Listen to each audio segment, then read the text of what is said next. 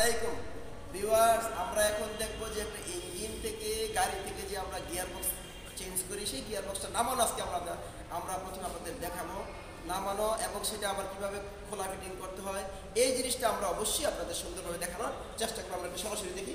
এখন আমরা এই গিয়ার বক্সটাকে খুলবো। একটা মডেল আছে আমাদের, এই মডেল থেকে আমরা গিয়ার বক্স খুলবো। আমার স্টুডেন্ট আছে, এটা সবাই সহযোগিতা করবো, ঠিক আছে? সহযোগিতা করলে এটা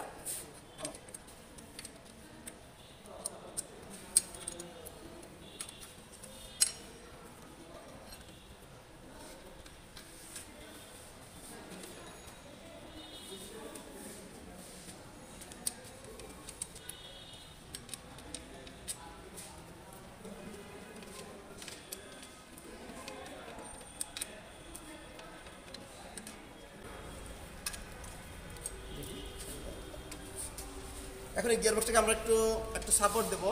একটু ধরি, আমরা সবাই একটু ধরি, সাপোর্ট দেবো। ধরো ধরো ধরো,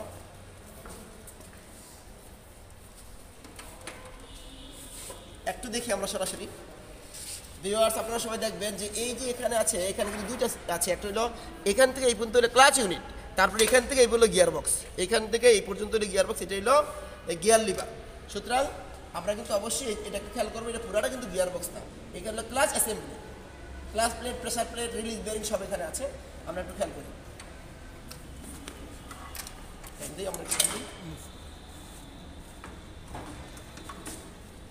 একটু আমরা এখানে খেয়াল করি, ভালো করে আমরা খেয়াল করবো। এটা হচ্ছে, আমরা যদি এখানে একটু খেয়াল করি তাহলে দেখবো একটু এই যে এই জায়গাটা,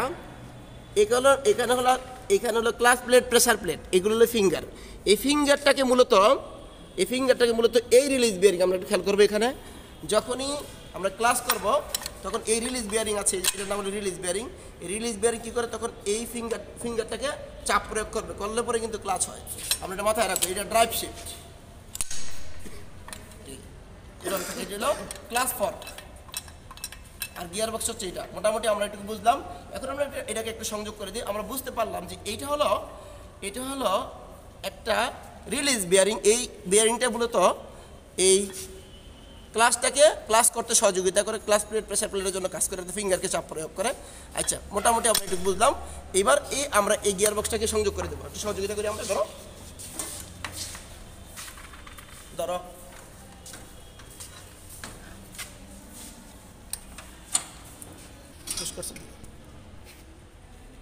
এখন আমরা এই যে এটাকে সংযোগ করে দেবো, একটু টাইট করে দিই। ঠিক আছে, এখন আমরা কি করব, এটাকে অবশ্যই বোল্টগুলো সংযোগ করবো। Bolt,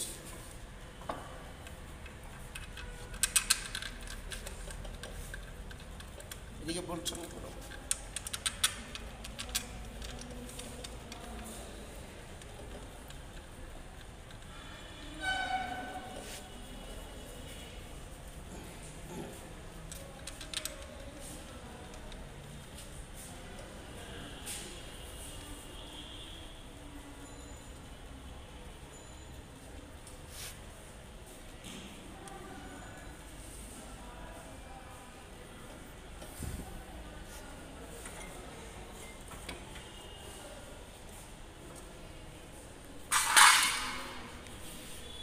Runs, please.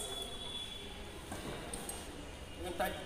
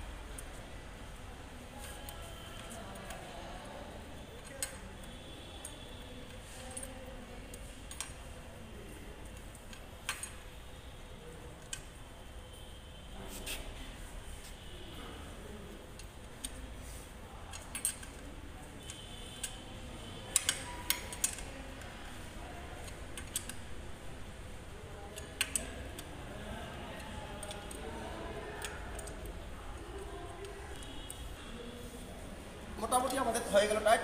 বাকি অংশটা তোমরা টাইট করো। এবার মোটামুটি আমরা বুঝতে পারলাম যে একটা গিয়ার বক্স কীভাবে সংযোগ করতে হয়। আমাদের মাথায় রাখতে হবে একটা জিনিস, সেটা হলো আমরা যখন গিয়ার বক্সে সংযোগ করব খোলা তো মোটামুটি ইজি আছে, তখন কিন্তু পিছনের অংশটাতে অবশ্যই একটা সাপোর্ট দিয়ে নিতে হবে, তাহলে কিন্তু পিছনে ওয়েটটা পড়ে যাবে। এটা আমাদের মাথায় রাখতে হবে। তবে উক্ত ভিডিওটা যদি আমরা বারবার দেখি, অবশ্যই একটা গাড়ি থেকে চেসিস থেকে অবশ্যই আমরা ইঞ্জিনের সাথে যে গিয়ারবক্স থাকবে সেই গিয়ারবক্স অবশ্যই আমরা সংযোগ বিচ্ছিন্ন করতে পারবো বলে আমি মনে করি। ধন্যবাদ সবাইকে।